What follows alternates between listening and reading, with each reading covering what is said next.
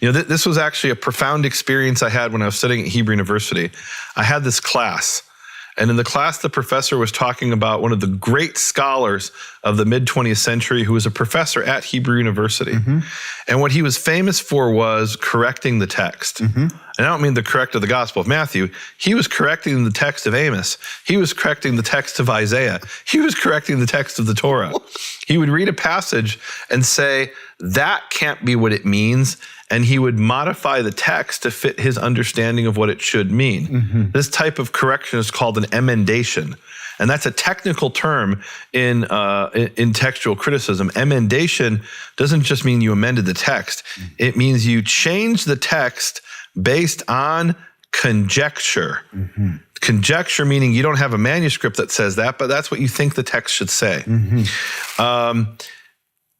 So I'm studying in this class during my master's degree in Hebrew University, and we're talking about this Professor Tor Sinai, who was famous for changing the text.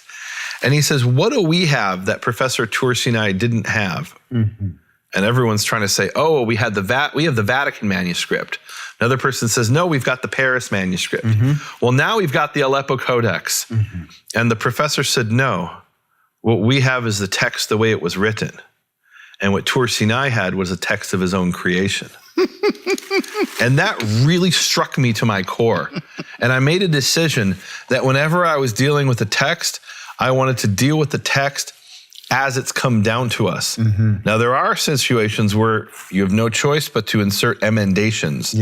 Where, in other words, a change based on a conjecture, or a change based on an actual manuscript, which is always preferable, right? Therefore, when it's based on a manuscript, it's not your conjecture, it's based on evidence, right? But even then, you have to consider all the evidence and say, all right, some manuscripts have this, some have that, and what is your reason for accepting A versus B?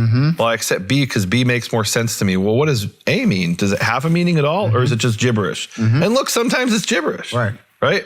And you have no choice but to amend the text or to go with the readings of one manuscript over the other.